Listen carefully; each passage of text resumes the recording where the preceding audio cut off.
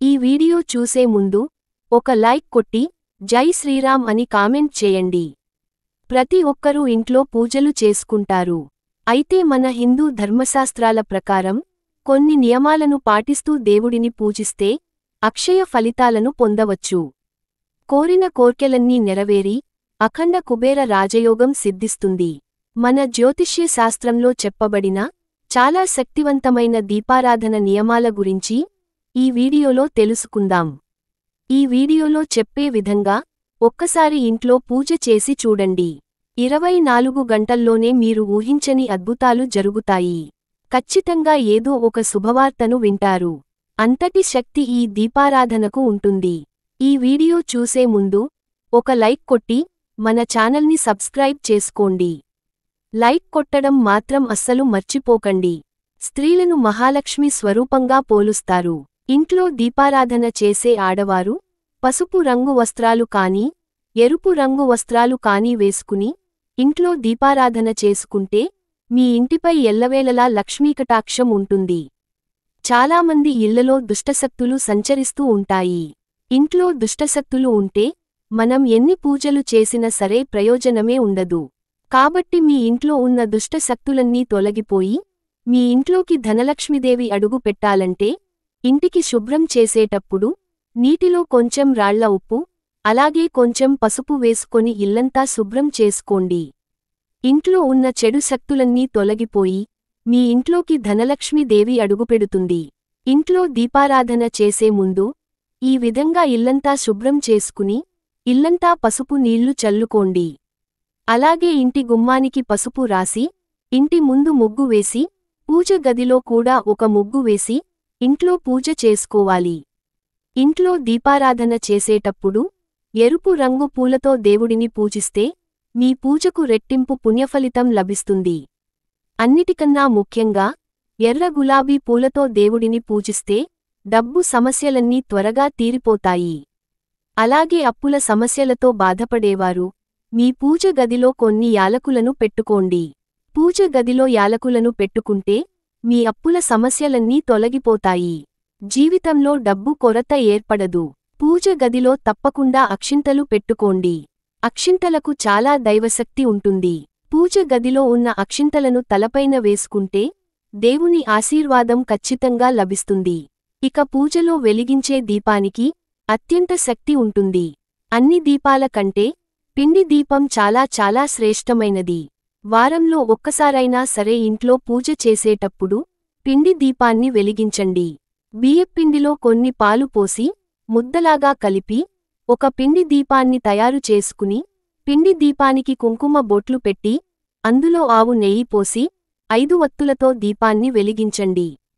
5 వత్తులతో దీపాన్ని వెలిగిస్తే మీ కుటుంబానికి అష్టైశ్వర్యాలు సిద్ధిస్తాయి.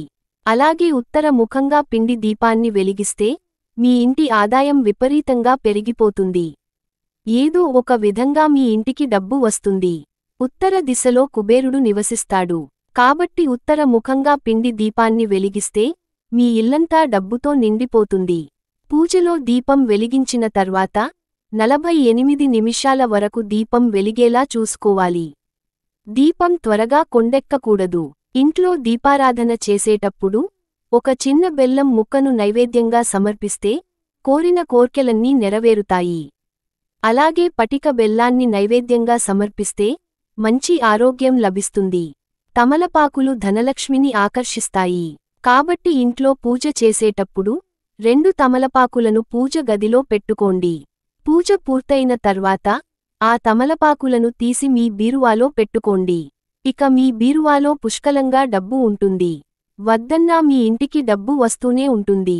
ఇంట్లో పూజ పూర్తయిన తర్వాత చివరిగా దేవునికి ప్రదక్షిణాలు చేసి దేవునికి నమస్కారం చేసుకొని 3 సార్లు గంట కొట్టండి. ఇలా గంట కొడితే మీరు చేసిన పూజలన్నీ దేవునికి చేరుతాయి.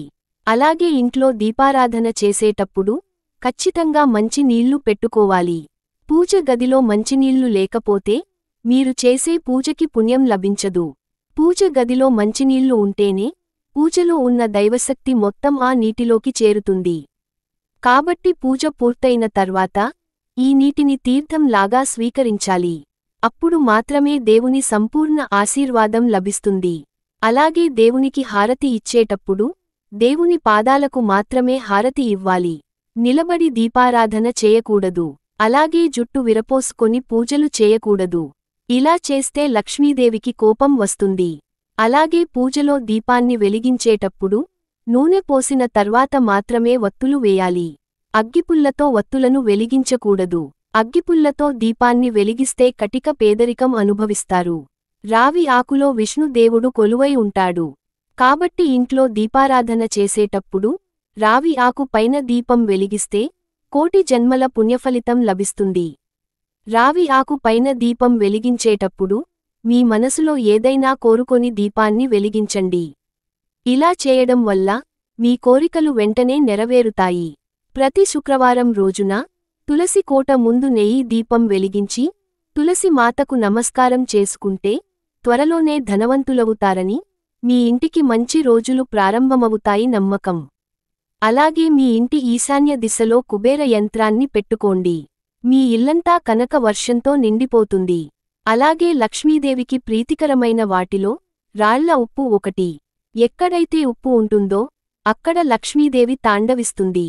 కాబట్టి మీ ఇంటి ఈశాన్య దిశలో ఒక ఉప్పు గిన్నెను పెట్టుకోండి. వారానికి ఒకసారి ఈ ఉప్పుని మారుస్తూ ఉండండి. ఇలా చేస్తూ ఉంటే మీ ఇంటిపై ఎల్లవేళలా లక్ష్మీ కటాక్షం ఉంటుంది. జీవితాంతం డబ్బు కష్టాలు రాకుండా లక్ష్మీదేవి మీ ఇంటిని అనుగ్రహిస్తుంది. ఆర్థిక సమస్యల నుంచి వెంటనే బయటపడాలంటే మీ పూజ గదిలో శంఖాన్ని పెట్టుకోండి. ఈ వీడియో మీకు నచ్చితే లైక్ చేసి సబ్స్క్రైబ్ చేసుకోండి.